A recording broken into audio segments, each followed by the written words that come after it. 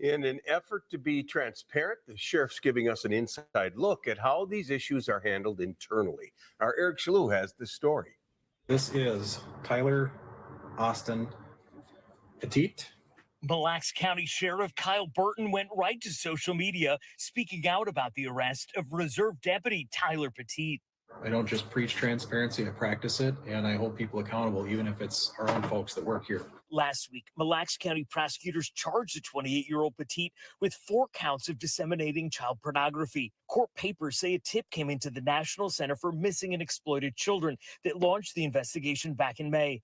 That's when the Minnesota Internet Crimes Against Children Task Force started looking into Petite.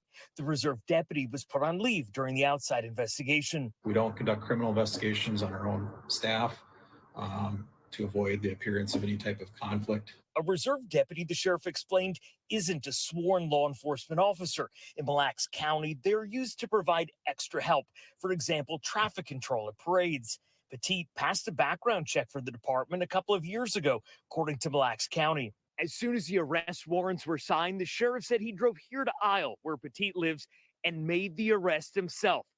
Put him in the squad car and took him to jail. I felt that it was important that come from me, that as the sheriff, I'm going to hold you accountable, especially if you are somebody who had previously represented this office. Petite's out on bond. His lawyer had no comment on the charges. Petite is scheduled to be back at the Mille Lacs County Courthouse next week.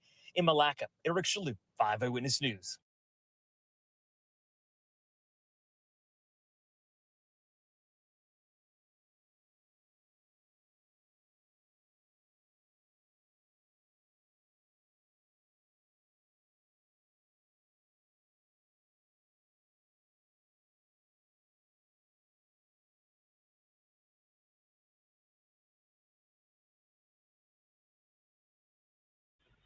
Here we have a deputy arrested for child porn charges. A rather heinous act, I must say. We understand that people make mistakes. This is one charge that society doesn't like. Law enforcement doesn't like. People don't like. And most certainly Jamal and Jesus, who he's going to be neighbors with here pretty soon, they don't like. So he's got a hell of a road ahead of him. My point, though, in highlighting that video is that, yet again, here he is a law enforcement officer. Now, he might try to say, as this sheriff, oh, well, he's not sworn. Well, trust and believe, if there was a need for him, he would be used.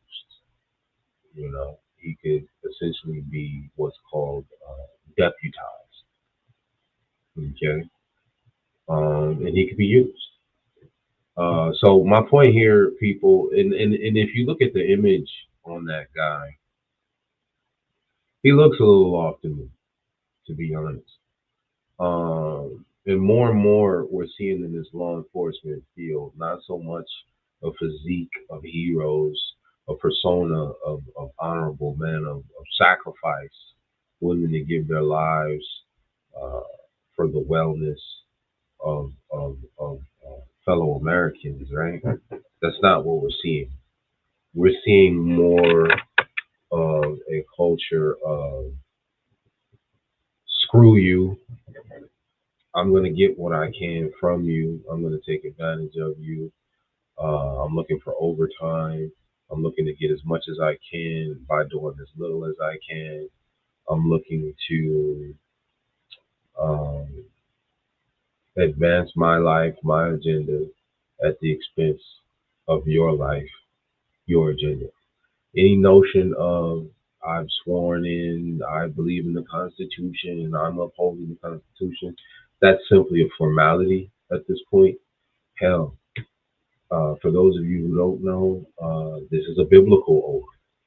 And what does that mean, right? Swearing in on the Bible. Does that mean anything to anybody these days? Who knows? Who knows? At any rate, folks, be careful. take care. You know, don't just trust law enforcement officers. They are human beings. These are jobs that people get. They apply when, you know, typically we apply for jobs when we need money, when we need opportunity. Uh, Typically, we're depending on how desperate we are for money. We may be willing to do a lot of different things, not necessarily things that we're naturally talented to do, not necessarily things that reflect us in the best light or reflect our natural talents or even any learned talents.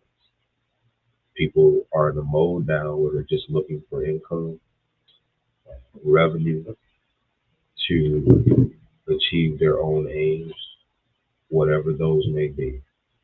So remember, folks, if we're to demand change, if we're to see change in this lifetime, right, if it's meant to be, it's up to you and me, folks.